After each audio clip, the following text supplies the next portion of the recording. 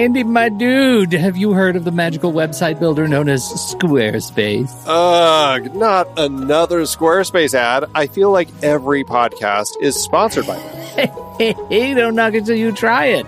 Yes, okay, it is overhyped, but actually it lives up to the hype.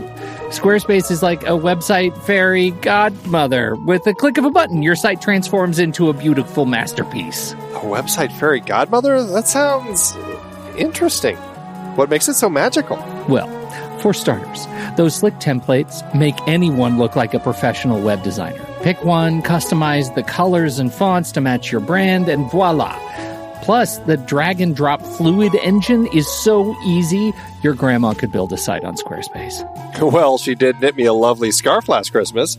Maybe website design is next. Exactly. And when you're ready to sell your Nana's handmade scarves online, Squarespace has built-in e-commerce. Add a store with one click. Get flexible payment options. Then watch those sales roll in. And when she wants to teach others her steezy scarf skills, Squarespace's new courses feature is just the ticket. Nana can set up her curriculum and enrollments and payments in a snap and become the next e-knitting influencer. Oh, wow, you really sold me with the grandma angle. Sign me up for that free trial. Just go to thenextreel.com/Squarespace and transform your site into a beautiful Squarespace masterpiece. Well, thanks, Pete. Even though it's overhyped, Squarespace actually sounds perfect for Nana's site's needs. Appreciate the warning on the ads, though. I'll brace myself next time I listen to a podcast. Anytime. Let me know if you need any help getting that site up and running.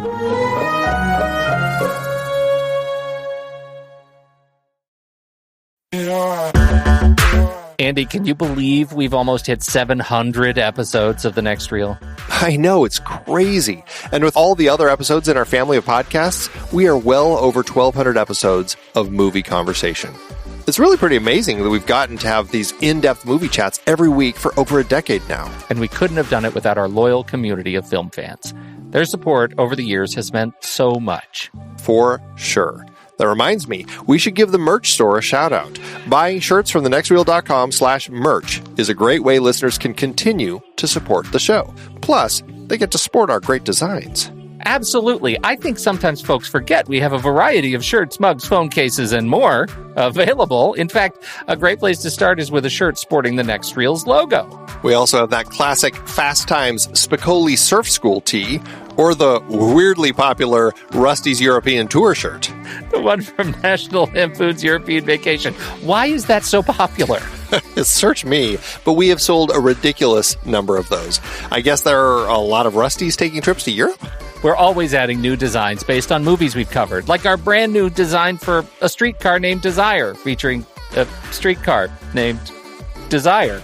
So if you want to rep your love of TNR and films, head to thenextreel.com/merch. Every purchase helps us continue to have these weekly in-depth conversations. So visit thenextreel.com/merch today. And as always, thanks for listening and being a part of the Next Reel community.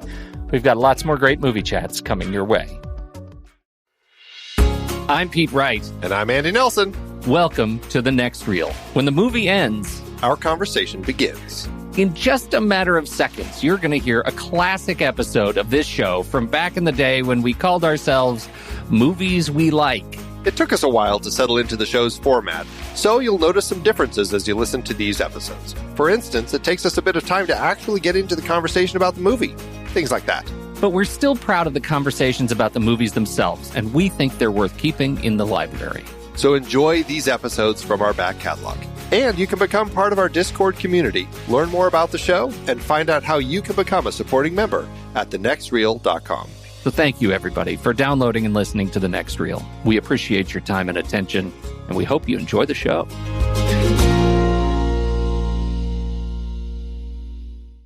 I had one of those days.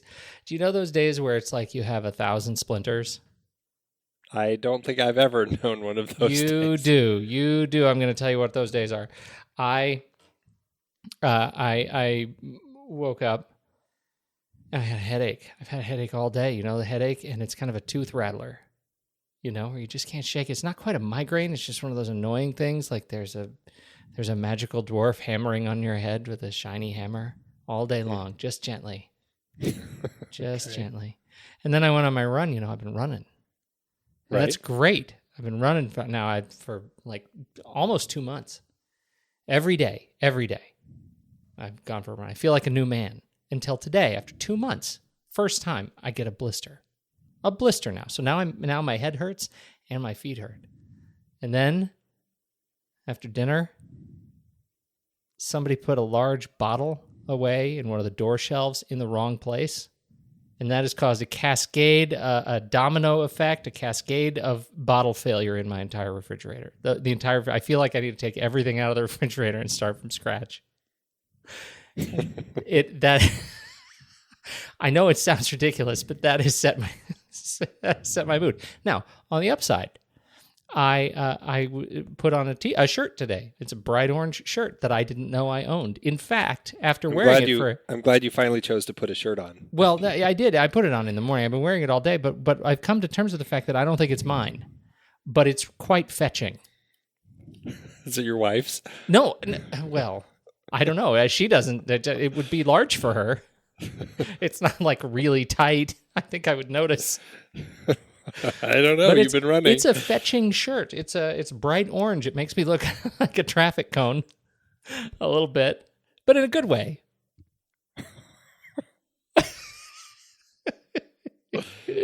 Let's talk about movies, shall we? Can I tell you, this is not the trailer segment, but I want to get this out of the way. What do you think of the Angry Birds trailer?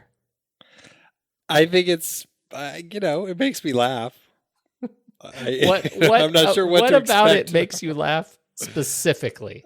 The pigs. I think the pigs was the part. Really, the pigs did it for you? Yeah. I think I'm laughing at the fact that there's an Angry Birds movie coming out. I can't quite get over that. It's not a good concept for a film. It's fine. It's an animated film. The kids will love it. It's going to make a ton of money. I don't have a problem with there being an Angry Birds movie. I'm surprised it actually took this long for them to make it. I'm really curious if it's going to make a lot of money because I think people have forgotten Angry Birds. I think they're done. You don't have kids who are still at the age where they play that game all the time. Because they've moved on. They have moved on to other games that they are more interested in. I agree, but it's still, I don't know, maybe it's just my house, but it's still quite popular with my kids. Well, and it's not like they go to it all the time, but they like all the different iterations of it. All right. The Star Wars one, the Rio one, the space one. There's lots of fun. Yeah, but they've been out. Those have been out forever. I know. I have not played. I admit I have not. And I was an Angry Birds hooligan. I played way too much. And I haven't even downloaded Angry Birds 2. Not even a thing. I haven't either, but... There you go. That's had a my lot point. of fun playing it. I still have fond memories of it, though. It's not like, Angry Birds. Ugh, it's so passé. All I'm saying, this is my whole point, and I never use that voice. That's a ridiculous voice. That's I would my never voice. use that. I use that voice all the time. Is that the voice that you use when you think of how I talk? Every time I'm telling my wife, I was talking to Pete the other day, and he said, Andy. All I'm saying is, I think, to your point, I'm surprised how long it took. I think they may be too late. That's all I'm saying. I will say kids, and they're going to make a lot of money with it. All right. We shall see. I will say Portico. Oh, Andy, I'm going to say Profiterole. And profiterole. Oh, that's good. What do you have any good stories? I saw a great movie this weekend.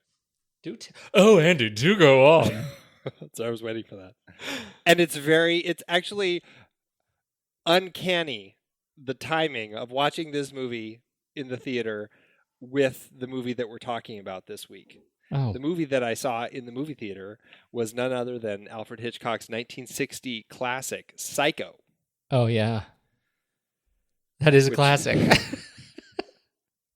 It is a classic, and it was just, I don't know, I couldn't get over the son-mother relationship in that film.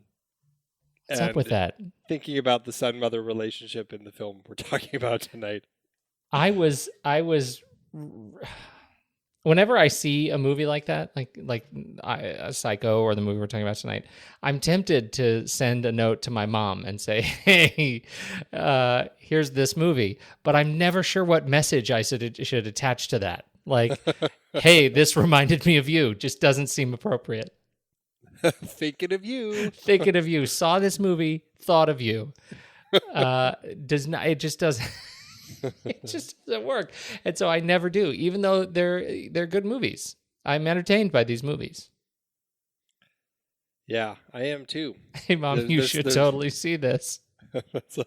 Remind you of anyone? Reminds me of Grandma? No.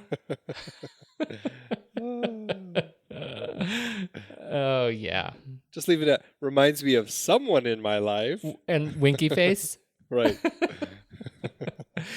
So you saw Psycho, is what you're telling me. Yeah, they had a 2-day theatrical re-release of it. And so I went and watched it on the big screen, which was glorious to see. And it just makes me want to watch more classic films on the big screen. And there's this company called Fathomless that is actually, looking at their website, I'm like, gosh, they're releasing all sorts of movies on the big screen, classic movies all the time. Like they've got Back to the Future 1 and 2 coming on October 15th next month, in time for when Marty arrives in 2015. Right. They're going to do like a Home Alone anniversary, the original Dracula, Roman Holiday. They're doing all these classic movies. I'm like, oh, this is fantastic. So I'm going to try start hitting these more often, at least as often as I can, because I always prefer stuff on the big screen. It's just so much more enveloping, and just kind of wraps you into it. You don't get distracted by the phone or the laundry buzzer going off or things like that. Agreed. We got a fantastic email, another follow-up email from our dear friend Matthew Madrano. Yes, it was very nice, commenting on the comments we brought up about his previous note about Seven. And so he had more comments about Seven, and then he talked about the podcast a little bit more and just how much he loves it and loves to put it on when he needs to be inspired or wants to get distracted from his everyday pay the bills job. And it's just great to hear from him again. So thanks again, Matthew. We always love hearing from you. And, yes, maybe there is another Meryl Streep series coming down the line. Maybe we will touch on The Bridges of Madison County. We shall see. Yeah, we're going to be doing the saddest films of Meryl Streep to follow up on our comedy. And you know what I think we need to hear from Matthew, and we deeply appreciate you writing in about these other people's films. But Matthew, if we remember, the very first time you wrote us was when you got a shirt, and you would put the shirt on because you were working on your screenplay. And I think we need an update on your screenplay. Absolutely. So there you go. The gauntlet has been thrown. We want to hear how you're doing, man. And keep us in the loop. When can we go see it? It'll be my trailer pick. There you go. We've got a blot spot. It's a good one. Yes, we do. There's follow-up to follow-up in the blot spot. I know. I like that. This is going to turn into a thing, maybe. I know. Do you want to? Do you want to? Yeah. Do it? All right. A couple notes after your reaction to my Sophie's Choice blot spot. Number 1, it's not that I think Kevin Kline can't do drama because he's a comedic actor. It's more that his acting style doesn't seem to change all that much in this movie from his comedic roles, so he made me chuckle. I can see that. Totally agree. I can see that, yeah. Number 2, you sounded surprised that this was my first time seeing Sophie's Choice, but I'd like to point out, since I started watching movies along with you guys back in March 2014, you have only covered 6 movies I saw before watching them for the next reel. You are expanding my horizons every single week. We like to hear that, Ben. That's fantastic. That's awesome. And Labor Day's your favorite. Let's watch that again. Now, the blot spot for the host.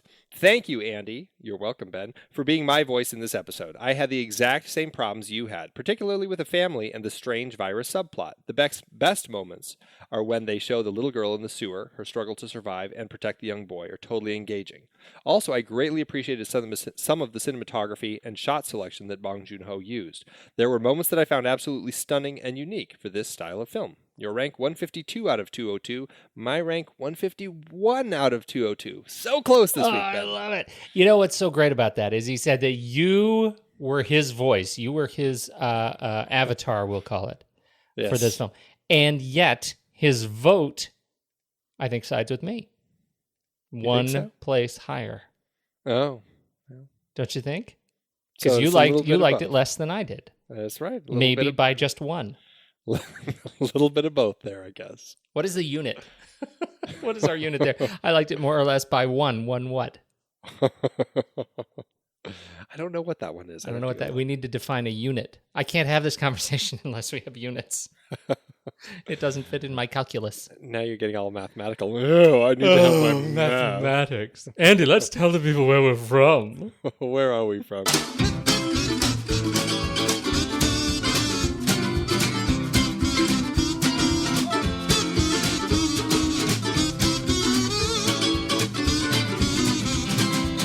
This is The Next Reel, everybody. I'm Pete Wright, and that there is Andy Nelson. 안녕하세요. And we spoil movies. Tonight on the show, the second in our series on the works of Bong Joon-ho with his 2009 family drama, and I'm saying that heavily in air quotes, Mother. Before we get into that, you should learn more about us at thenextreel.com. Subscribe on iTunes or follow us on Twitter and Facebook at The Next Reel. And if you've ever taken sneaky pictures that might make your phone unnaturally valuable to a ne'er-do-well, you should head over to Instagram.com/TheNextReel and play The Next Reel's Instagram, #PonyPrize, #GuessTheMovieChallenge. Andy, how did our naughty photographers do this week? They did pretty good this week. It was a very recent film, 2015's Focus, directed by Glenn Ficarra and John Requa, starring Will Smith and Margot Robbie. And it was, I believe it was 3 images in. It's a pretty recent film. It is. It is a very recent film. When Kendra Midmod 83. Ooh, a new voice. Yeah, was able to figure it out. So congratulations, Kendra. You are entered to win the 2015 Pony Prize. Congratulations, Kendra. Welcome to the club. Andy, let's do trailers.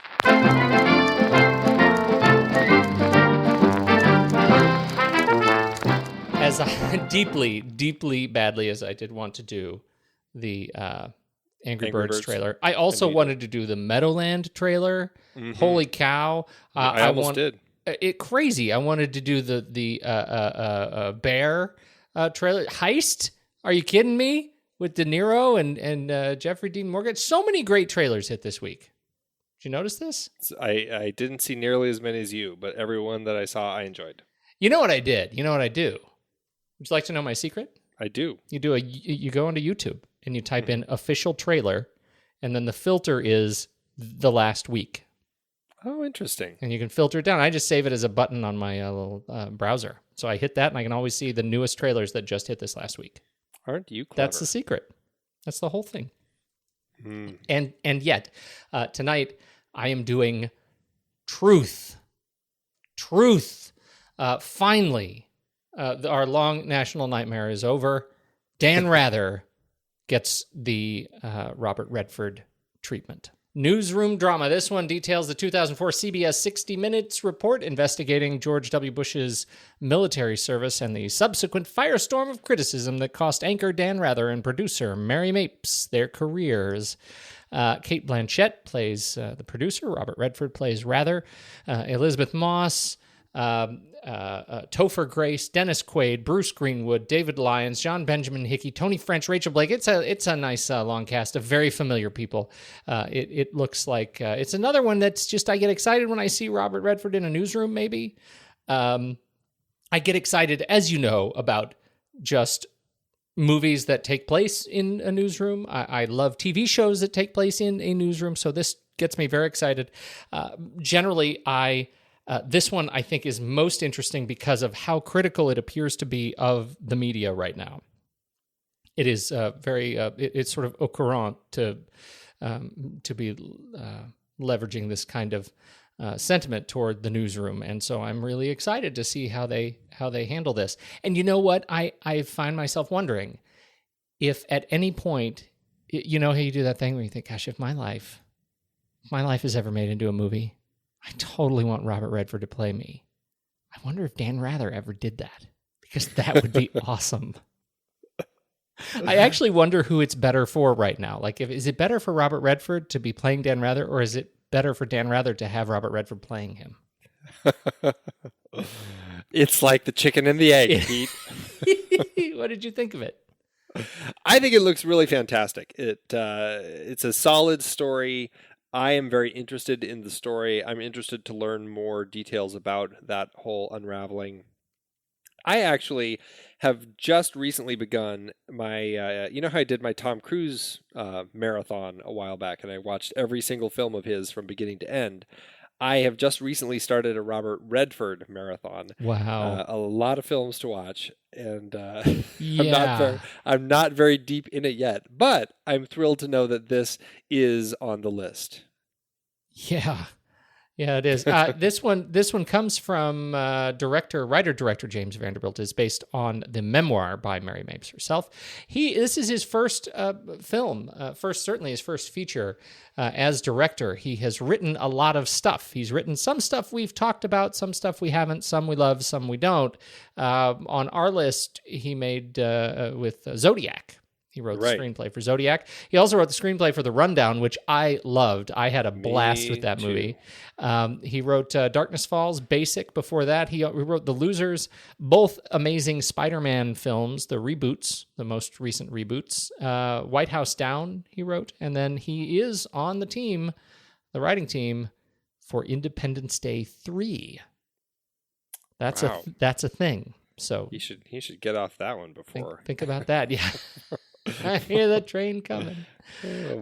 So I'm actually excited to see what he does with it. This looks like a terrific film. October 16th, 2015, coming right up. I didn't even see this coming. I didn't know it was even out there. So. I heard about it a while ago, and then I kind of forgot. But I had heard Robert Redford was going to be playing Dan Rather. I just just fell off the radar. So I'm glad it's back on the radar. Definitely looking forward to seeing this one. Me too. What's yours?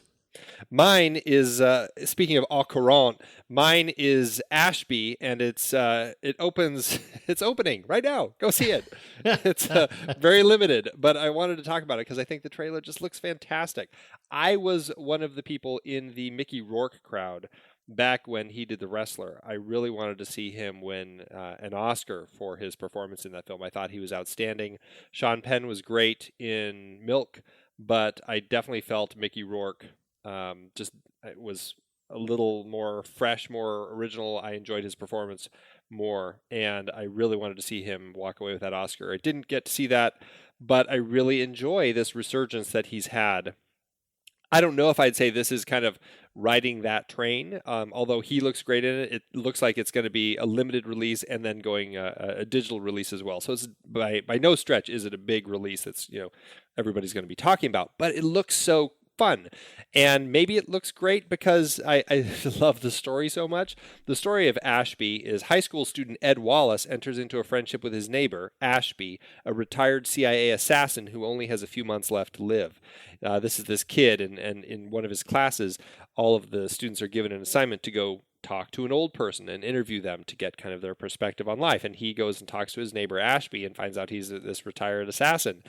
And it's this coming-of-age sort of story, kind of a comedy, drama, romance, where this retired CIA assassin, played by Rourke, is kind of helping this kid grow into himself and find himself a little more. And I just think it looks a lot of fun. It looks like it's very sweet. It is the sort of thing that, I wish that I had my own retired CIA assassin when I was in high school. Oh, dare to dream. Point me in the right direction. Dare to dream. I'm with you on Mickey Rourke. I thought he should have had it in with the Wrestler, but man, I was disappointed. But when he didn't get a nod for his portrayal of Ivan Vanko in Iron Man 2, I was crushed. I was just crushed. I'm actually more excited even than Mickey Rourke than with the performance of Nat Wolff, who I have come to really admire as a young actor. I think he's just terrific. He's been in a number of kind of interesting independent films. He's been in. He was just most recently in Paper Towns.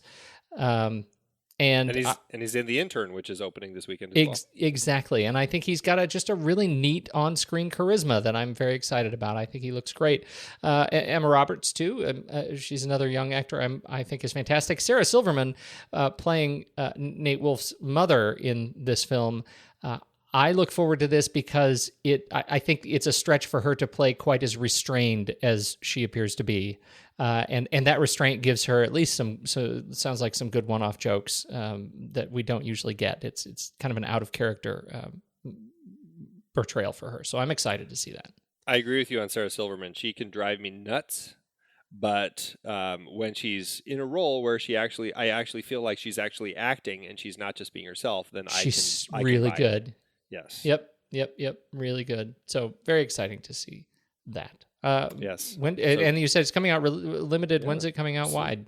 September. I think it's just a limited release, September 25th, and it's being released digitally September 25th as well. Oh, yeah. Oh, go get it. So go check it out right now. That's what I'm talking about. All right.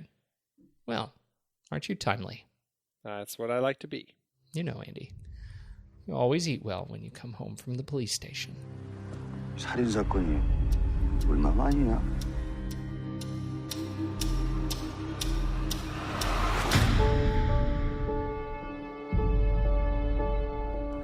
문화장 살해 혐의로 체포한다.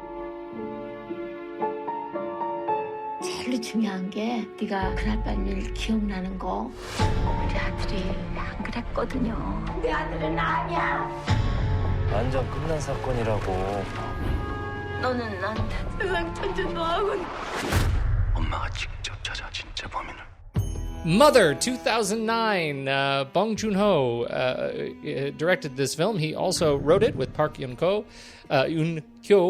and it stars Kim Hye-ja and Won Bin, among others. It is the story of the lengths to which a mother will go to protect and exonerate her son from a crime she believes he did not commit.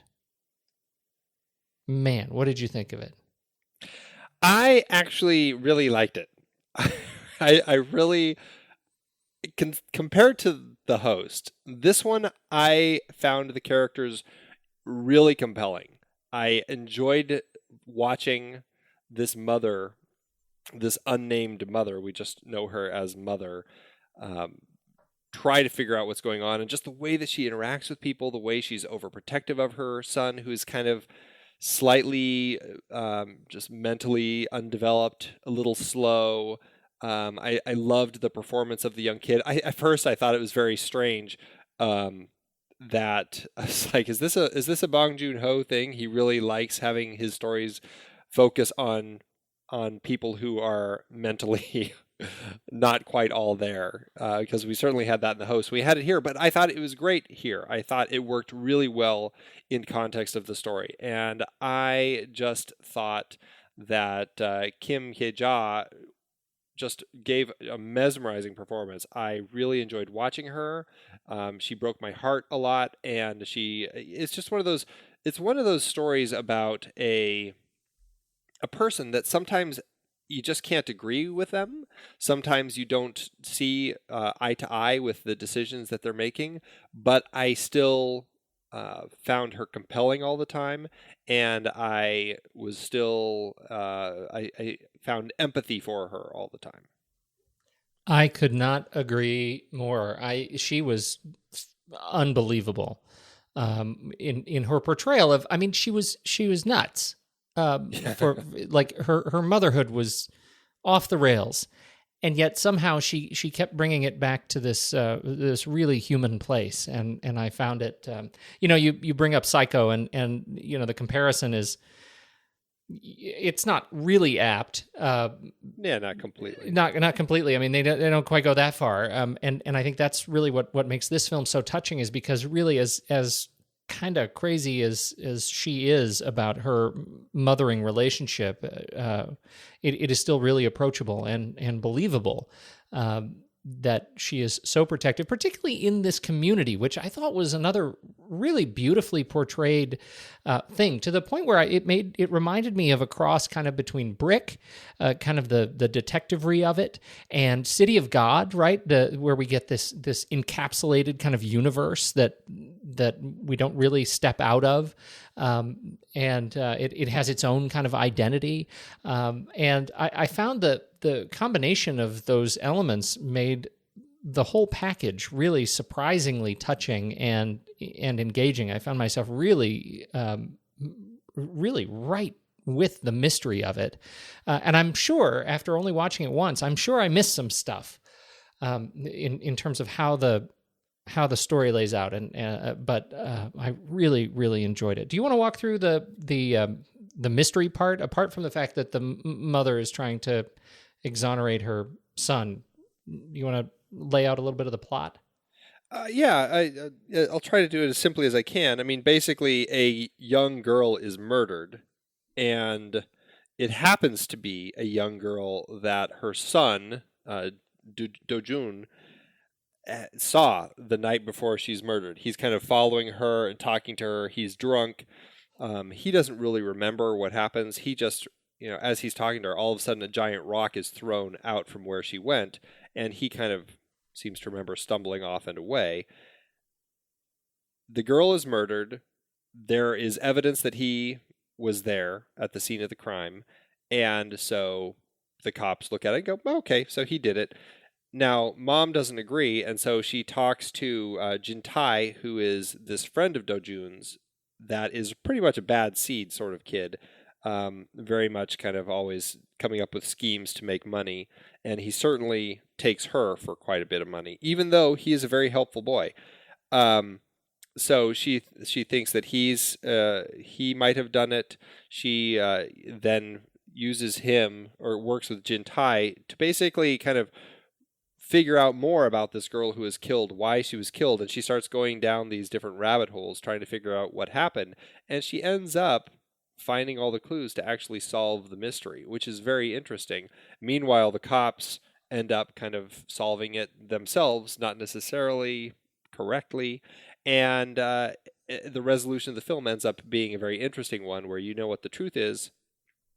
The police have their own truths. The police have let Dojun go because they believe this other mentally challenged boy who had escaped an asylum had actually done it, and they put him away, and now mother and son are reunited, and it's a very interesting way that it comes together in the end. But it ends up that Dojun had done it. It ends up that Dojun had done it, and put the body on display in this particular way, where he put her on top of the roof, hoping that somebody would see her quickly so that they could help her and that she wouldn't die. It fails. She dies. He doesn't remember any of this, and he comes to it later. I guess that's I guess that's up for speculation. Does he always remember it, and he only finally admits it to her at the end when he realizes what she herself has done, which is killing this other person that he kind of leads her to believe actually did it? It's I don't know. I guess that's the twist for me too. I don't know. And I think that's really a fun one. I mean, that ends up being one that I'm not disappointed to have been left with at the end of the film, because the parallel in their experience that Dojun has this problem when people call him derogatory names about sort of his intelligence. He flips out, and we see a number of times him flipping out on other people, and so it is not a surprise to discover that he, may have flipped out all over this girl and killed her. But, unintentionally. I mean, he threw a rock. I don't think he meant to kill her. He just meant to kind of. Exactly. Yeah. Exactly. Yeah. I don't think he was malicious at all. But then how do you, I'm sitting here sort of characterizing Mother's response pretty much the same way. Like I think she, I don't think she intentionally killed the junk man. I don't think she intentionally, beat him many times with a wrench. I think she went into this crescendo of maternal rage, and that protective rage that just bubbled up. And I think she, Kim Hye-ja just really delivered in this particular sequence that blinded rage that allowed her to do such horrible things. And again, that reminded me a bit of Prisoners. What we see when we're challenged as parents in this way. To what lengths would we go to protect our children? I think that was a really interesting statement that the film made. And then her resolution is to burn the place down. And again, she makes a symbol of it, right? It becomes an accident to hide the fact that she did it. But really, they ended up responding very similar ways. Yeah, absolutely. And then it ended in a very interesting way when you see her son basically tell her what happened and why he put the body the way he did, because he was hoping that she didn't die, and he knew that it was an accident, and he was ashamed of himself and all that. And the mother's horror and rage, that scene is just played beautifully. The way that she's just denying it, but it's also just that pain of trying not to accept something that you know is true. The way that she deals with that, and the horror of that moment when he gives her that acupuncture, her acupuncture needles that he found at the site of the junk shop that was burned down. He found it there that she had left behind accidentally, and so that's his acknowledgement that I know what you did for me, sort of thing. Very interesting moment. And then the fact that she gives herself that acupuncture needle that we've heard her talk about several times. She knows a certain meridian point where if you put the acupuncture needle there, it'll help you forget, sort of thing. And we see her at the end. She gives herself, or, I don't know what you call it, but she punctures herself with that needle. What do you call it when you poke yourself with a needle? Acupunctures. She acupunctures herself? I'm making that up too. I don't know what the verb is. I don't know. She inserts the needle into that meridian point so that she'll forget. And then it's a mesmerizing, horrifying, beautiful moment that she has at the end when she's on this tour bus for a bunch of kind of older people to go, I don't know where, but they all start dancing on the bus. And after she acupunctures herself with this needle, she gets up and starts dancing with them as if she's using this moment to kind of forget about all the horrible stuff that has happened so that she can just live in, I guess, the present and just, be in the now with her son, which I thought was, like I said, is beautiful, horrifying, all of those things. It was a great ending to the film. It was an interesting parallel. I've been trying to figure out the connection between the end of the film and the very, very beginning of the film, where we see her walking through the field of grass and she starts dancing there too. What's the connection between the two bits there, do you think? I don't know. I found that to be a very interesting opening to the film. It was very intentionally breaking the fourth wall. She walks through this field of grass up to the camera and then starts dancing to this, I can't remember the music type. It was kind of like a Latin beat sort of music, right? Yeah, it was funny, sort of uncharacteristic beat. Yeah, and she's just dancing in this field of grass looking at the camera as if she's watching us, and almost this confrontational way, like, I don't know, like, look at me burying myself here. And then there's that moment where she kind of covers her face like she's, like she's going to cry or something. You can kind of see her mouth under there. It looks like that kind of that mouth you make when you're kind of like that crying sort of mouth. Yeah. And I don't know, it's very confrontational. There's joy. There's also kind of this melancholy feel to it. There's this sadness. There's a lot of emotions going through that scene. And because of the way she's confronting us, it's almost like she's challenging us to look at this story that's about to happen and ask ourselves, what would we do in her shoes? Right. Yeah.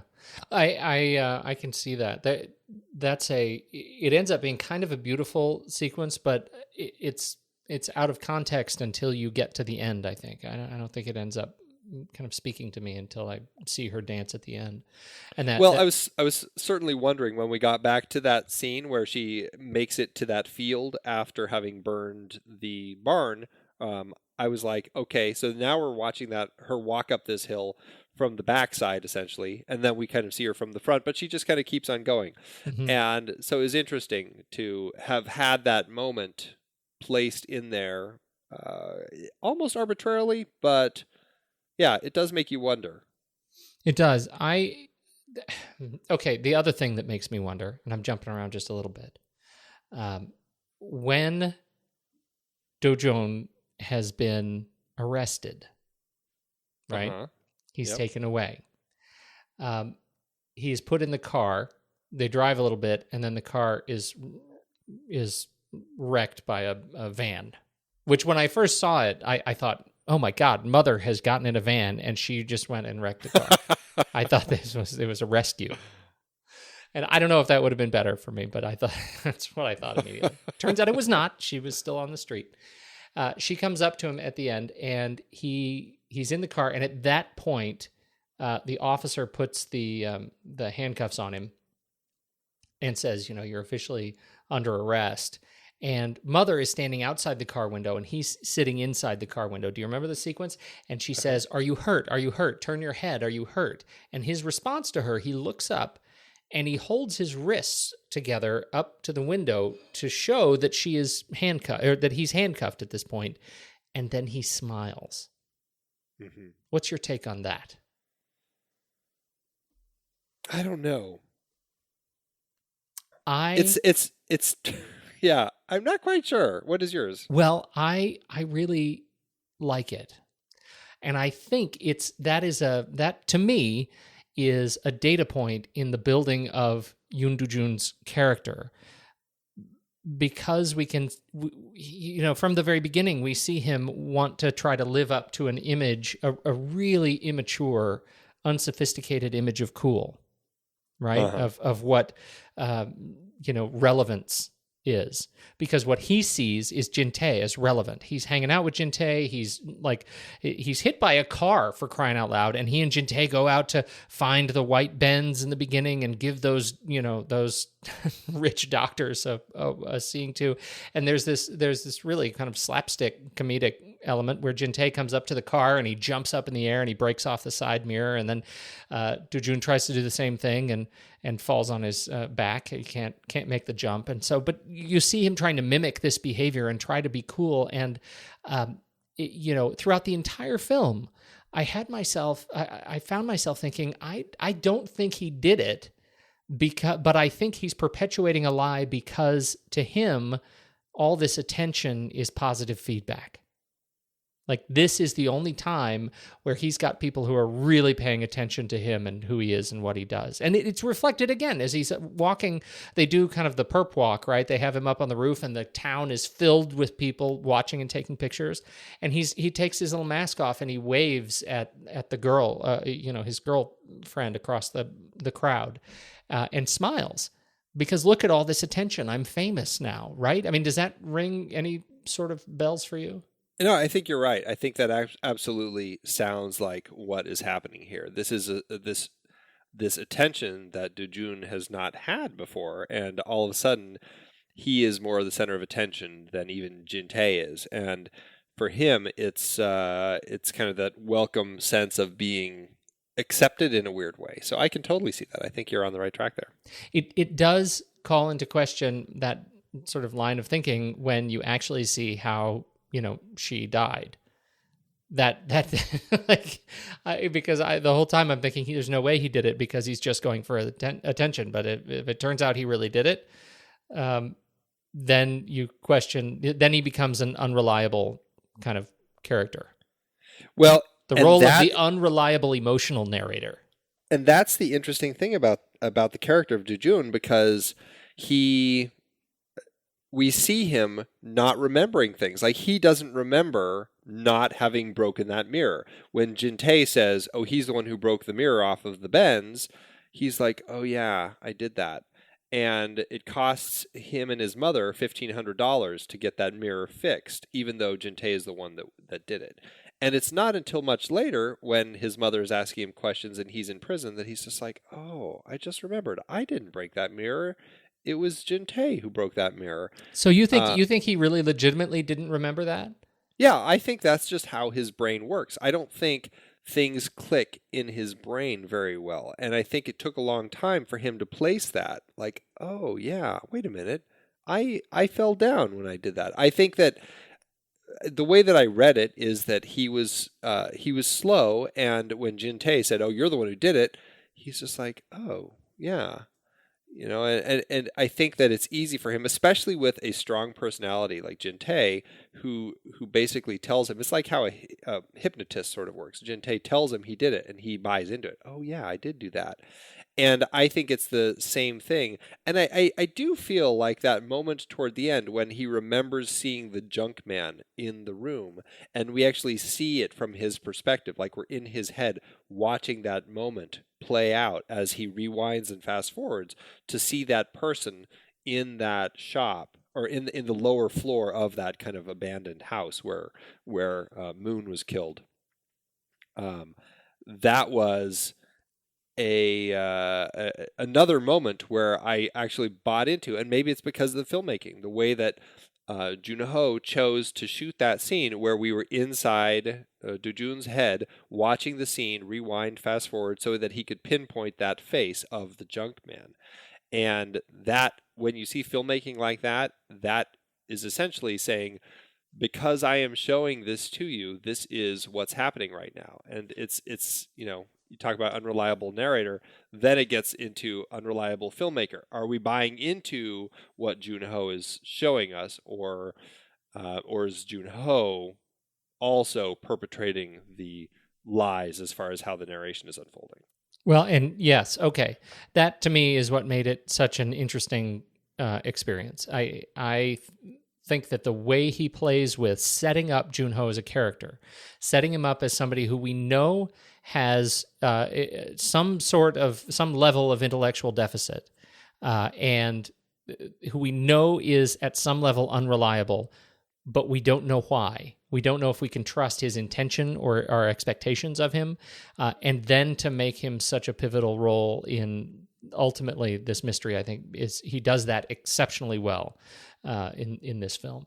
The last point on Joon-ho or Do-jun in particular is the when he remembers. Speaking of his memory, when he remembers that when he was 5 years old, his mother tried to kill him with insecticide. Right. That ends up being a sort of seminal moment in their relationship, certainly, although not terribly transformational when you look at sort of how it plays out. What's your sense of their sort of parallel journey with regard to her trying to kill her son and then kill herself? I think a lot of it is just the unfolding of the truth as we learn all of this, and as he learns it or remembers it, and as their relationships change and evolve. I mean, it's not the end of their relationship, but it certainly was a moment of growth for him, I guess you could say, where he hits this point. He remembers this thing that happened when he was 5 years old, and that all of a sudden paints his mother in a different light, and he closes her out at that moment, which was a very interesting moment of his growth and his transformation. And he changes eventually, and as he remembers more about the story, we see that he wants his mother back so he can talk to her about all this. But it's an important moment to see the evolution of him as a character, and also her as she is having to come to terms with decisions that she's made over her life.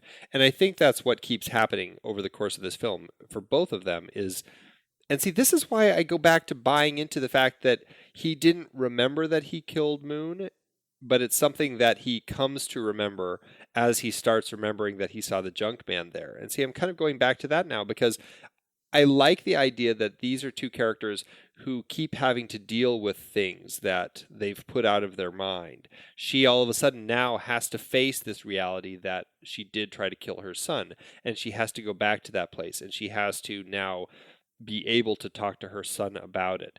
He has to acknowledge the fact that he did kill this girl, and he has to talk about it. He brings up the truth of what she did to the junk man, and now she has to acknowledge the fact that not only did she actually kill this guy, but her son knows. It's very interesting the way that these truths play out over the course of the film, and how it creates this constant evolution in these two characters and their relationship.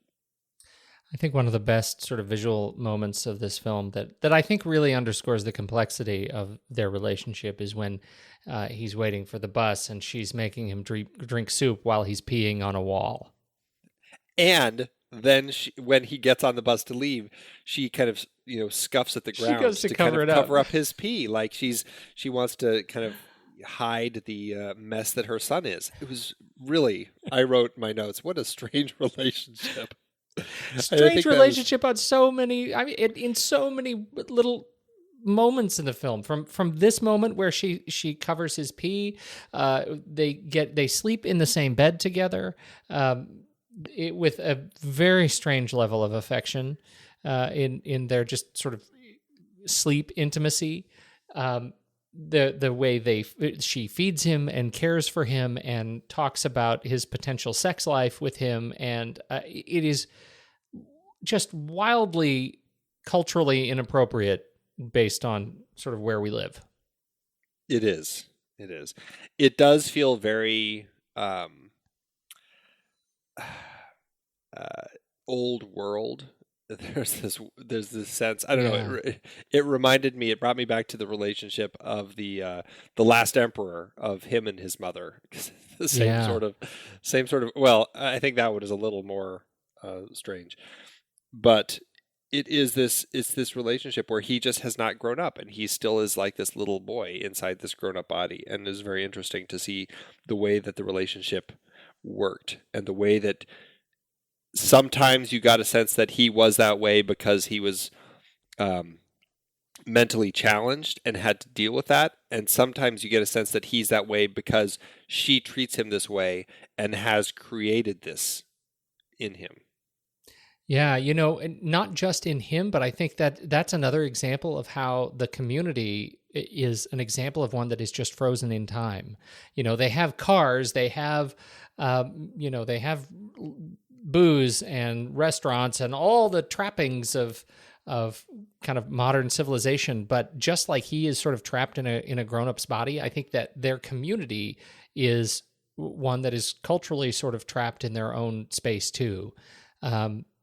That in spite of some of the trappings of sophistication, the CSI sequence where we have them doing the crime scene investigation, it's still such a small community, a frozen community. Like, as they even said, we haven't had a murder in years. Like, we don't even know what to do. So I thought that was really interesting. The way they put him frozen inside a frozen place, that felt very much to me. Yeah, that's a good way of putting it. Bong Joon-ho's just straight up filmmaking. I enjoyed The Host. I had a much better time even than watching The Host, watching Mother. Yes, I did too. Visually, it was complex and beautiful, and I think maybe it's a result of the fact for me that the tone of the film matched the visual and sort of cinematic sophistication of the filmmaker. It was, the style fit, and there was humor, and sometimes it was silly humor, but it worked much more in context of the characters this time. Like, I actually felt everything congealed much more strongly. Yeah.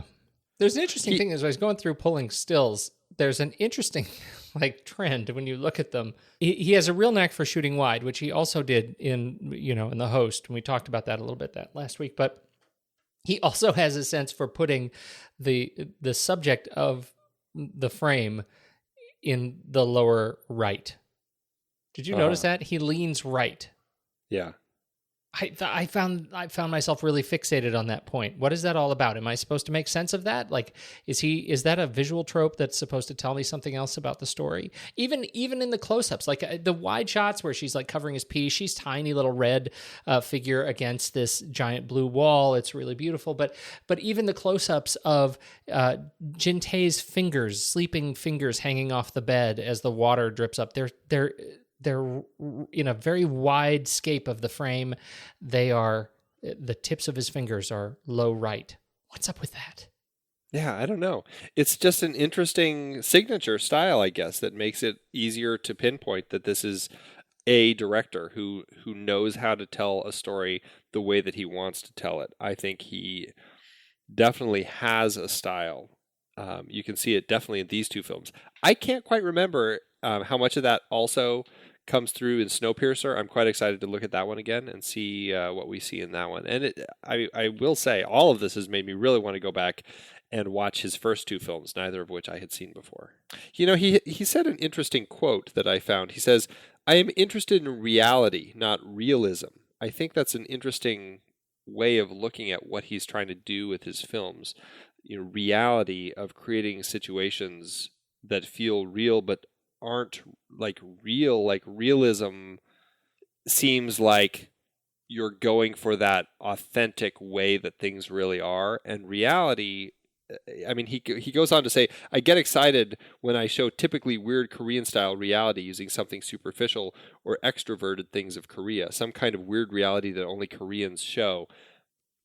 I think that it's an interesting line between reality and realism, and I think that reality allows for just the strangeness of things that actually happen and the way things unfold. And there's definitely a lot of strangeness going on in this film, like Jin Tae's relationship with Mother and June. I think he has an interesting relationship with both of those characters.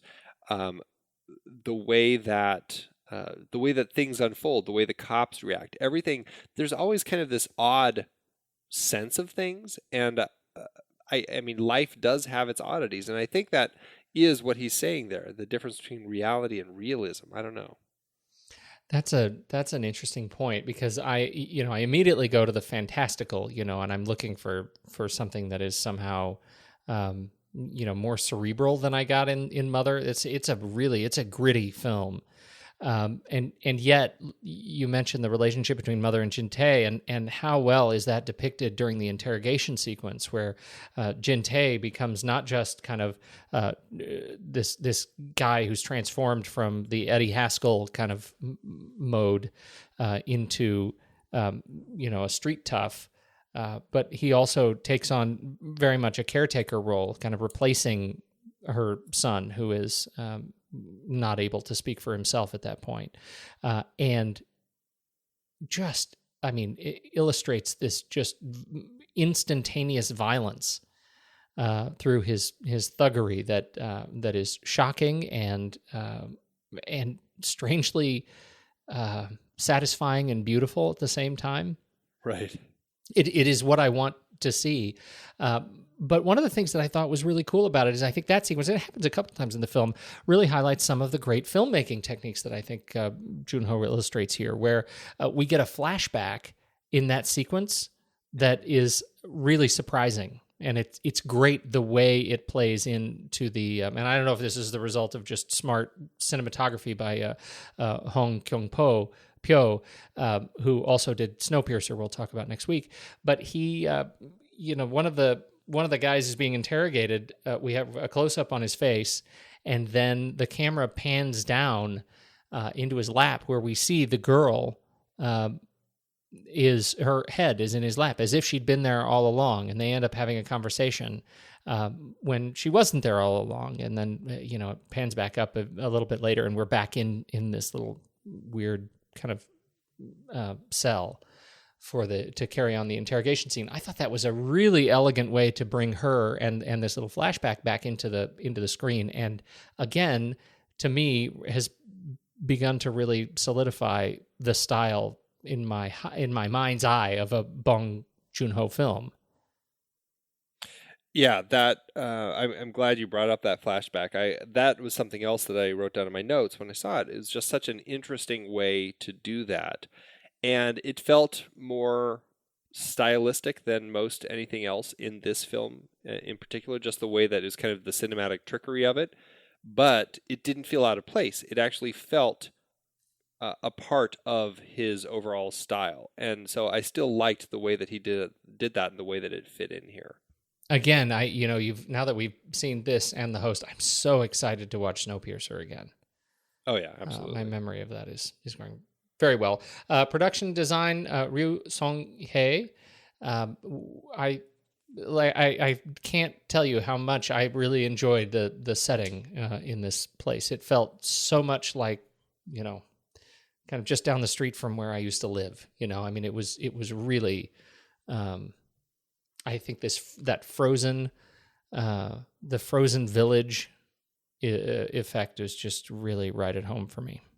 Well, something else that I really appreciate about what Seong Hye did in the design of the look here is the layers all through it. There are screens all over the place, like torn screens, full screens, windows, broken windows, laundry. It always feels like there's layers of things going on. And that works so well when you're telling this story about these unfolding truths and the way that it all folds together. It helps create this, kind of this feel that you're actually in here and you're constantly wanting to kind of peel these layers back to get at what the truth is. Yeah, you brought up the sequence where we're kind of forward and backward in time, the kind of unveiling of the son's memory. And that's such a great showcase of that particular style of demonstrating the layers and the screens and the broken windows. It was just really beautiful. In this case, I really noticed the music. Yeah, great music here. Lee Byung-woo. Again. Who did the host, but really didn't like it in the host. But it was very strong here.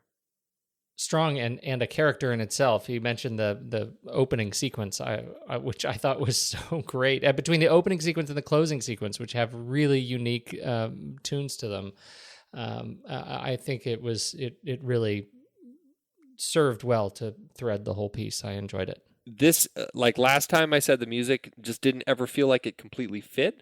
This time it actually felt always like it fit, and it just worked really nicely. Yeah. We should talk about Bin Wan. Bin Wan Yes, is the other really central figure, the son. And my goodness, he's fantastic. He is great in this role. I think he does this role so well where I totally bought into the fact that he is kind of this slow, dim-witted sort of person. And reading up about him, it sounds like he's kind of this, heartthrob actor in Korea. And I think that just goes to show how strong of a performance this is. You think this was his 12 Monkeys?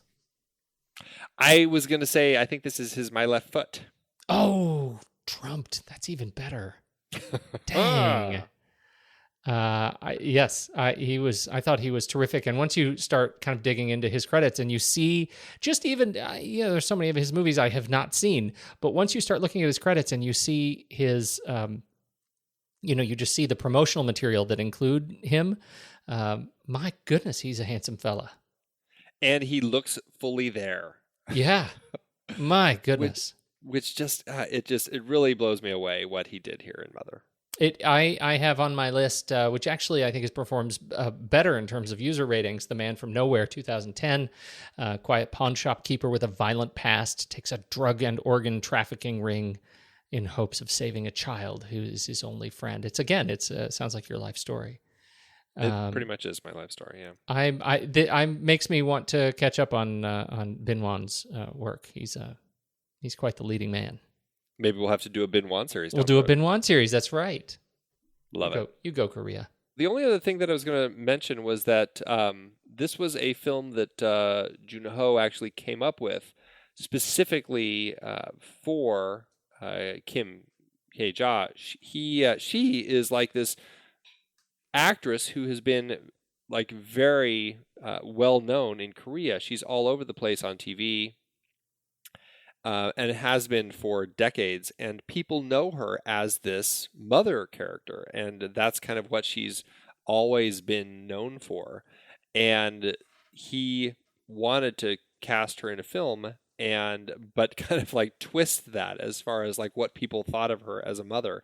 And I think it's fantastic that he ended up coming up with this story along with his co-writer to tell this story, and I'm thrilled that she went along. Now, I've never seen anything else that she's done, so I don't know. I don't have that perspective of like watching June Cleaver. There's a good example. Watching June Cleaver in Airplane when she's speaking jive. That was a great Yeah. a great way to kind of twist what we knew of June Cleaver. Right. This is the same sort of thing in a darker vein, obviously, but taking this woman who had been such a well-known, wonderful mother and turning her into this mother who would go to dark lengths to protect her son. She was in, and she is her. I think this is unfortunate, but her IMDb credits are woefully thin. But immediately before Mother, she played. She was on a TV series called Princess Hours, in which she played a character called Queen Mother. Right. And she's been in that for some time. So I think that was, she was meant to play this part. Yes. Yeah. Were you able to find any performance related data? It did well for itself. This movie, kind of like last time, it did better in Korea. It did quite well in Korea. Here, it had a very limited release in the U.S., and that's just how these things go sometimes. But it cost in U.S. dollars about $5 million to make. And again, this was 2009, so adjusted, it's not that different. It's about $5.45 million. It ended up making here in the U.S. when it was released only about $550,000. Not a ton of money, but in Korea and the rest of the world where it was released, it made $16.5 million. So it did quite well.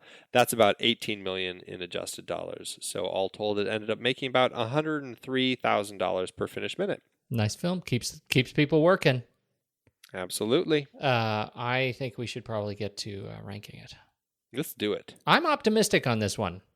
I am too. All right. We're going to head over to flickchart.com/thenextreel, and you're going to sign up there and set up your account. And what you should do is you should create an account that's just specific for the next reel, and you can just go back through ours, and you can rank all the films, and let's play the game, make the game of it.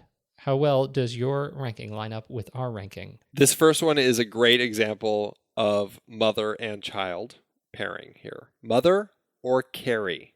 Mother. I'm a little torn actually because I really, really, really like Carrie. I do. I do too. Strong horror movie. What is Carrie on our list? What number is that? Do you know? I don't know. Let me look. It doesn't say. Well, it doesn't when you're in the middle of a ranking. Yeah, it doesn't say. All right. I'm definitely Mother on this one. It's I'll much say more Mother. complex, layered. Yeah, I'll agree. Carrie is probably one I'll watch first, but I will agree Mother is a much more complex film. Mother, this is a hard one. Sleepless in Seattle. I'm Sleepless in Seattle on this one. Really? I am. Yes. I'm honestly torn. I really enjoyed my experience with Mother. I think it was just a beautifully made film, a beautifully executed story. I completely agree. And I don't find it like I watched Sleepless in Seattle. I do very much like that film. I think it's great. I just think I might put Mother on first. Okay. Are we going to go to the mats on this one? It's so hard to go to the mat so early. Well, if you got to do it, you got to do it. I'm going to do it. Let's do it. All right. All right. Ready? One, two, three. Scissors. Uh-huh. Ooh. One, two, three. Paper. Scissors. Sorry, man. All right. Yay. Sleepless takes it. Mother or The Town? The Town. And see here, I would say Mother. I'll give you I Mother. I love The Town. Yeah, I'm not so torn on it that. Okay. Mother or Apollo 13? Apollo 13. Apollo 13 for sure. Mother or Marathon Man? Mother.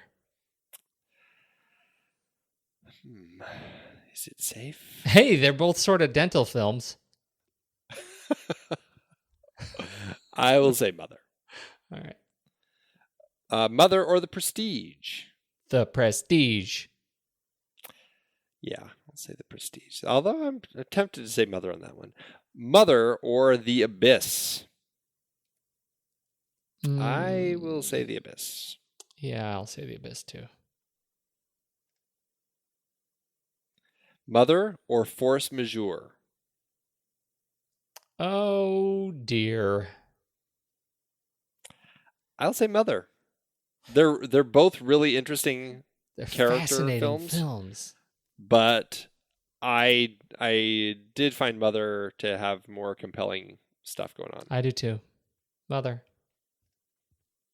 All right, there it is. Number 68 out of 203. If only I could have won. Stupid paper. Sorry. That still is pretty good. It's in really strong company. I mean, it's above the Treasure of the Sierra Madre, for Pete's sake. Yeah, that's true. There you go. So, it's in good company. Where do we go from here? Oh, yeah, Letterboxd. Hey, Andy, let's do Letterboxd. Let's do Letterboxd. What?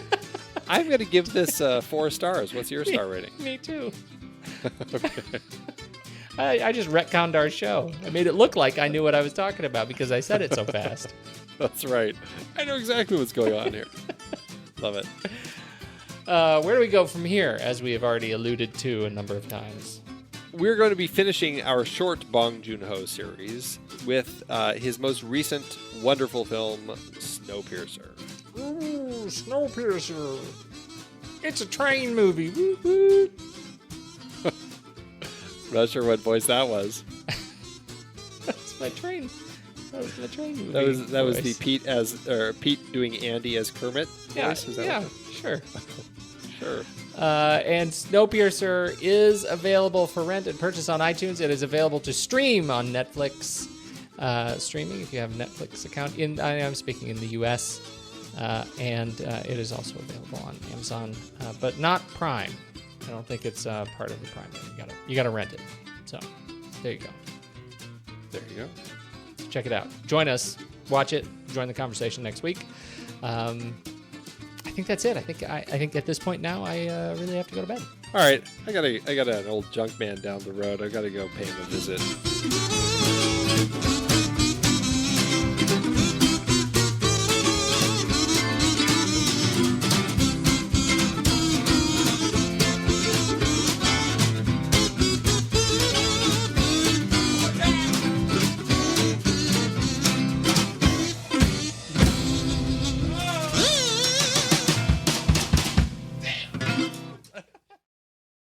Okay, so mine is from the good Amit Talpaid.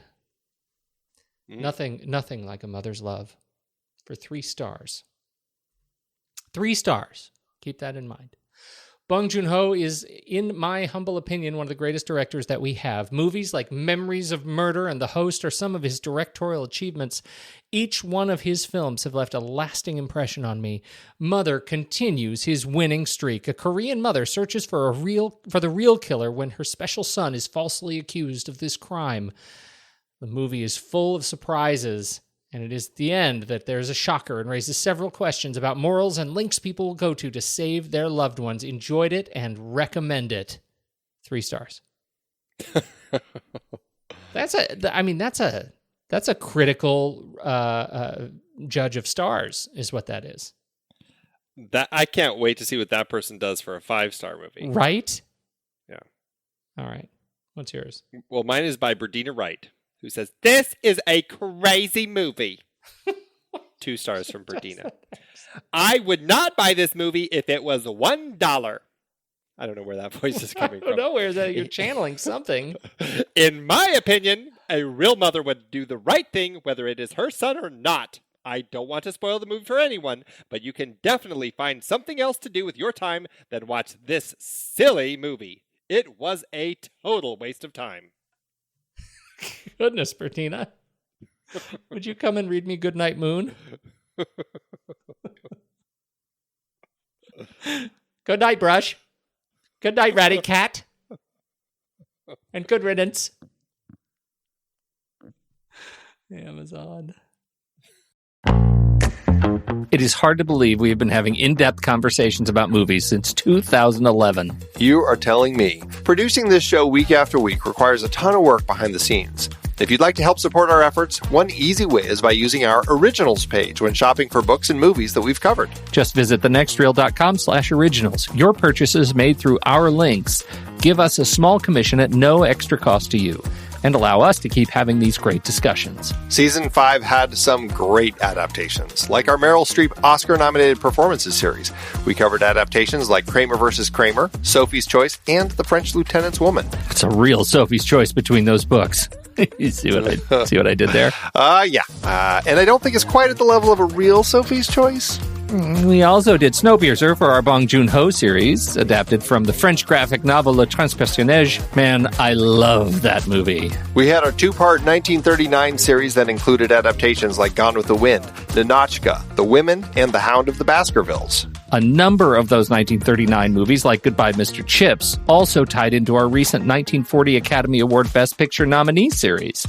Our naughty children horror series had creepy adaptations like The Bad Seed, Village of the Damned, The Innocents, and Children of the Corn. For our Hayao Miyazaki series, we talked about his take on Lupin III with The Castle of Cagliostro, plus his own The Wind Rises. Some great listener choice picks too, Viridiana and The Great Escape. And for our David Mamet Wright series, The Verdict, The Untouchables, and Glengarry Glen Ross. Plus, Kiss Kiss Bang Bang from our Shane Black series, adapted from Brett Halliday's novel, Bodies Are Where You Find Them. Dive into the sources for all of these at thenextreel.com/originals. Every book you buy helps support the show. Check out thenextreel.com/originals today and find your next read.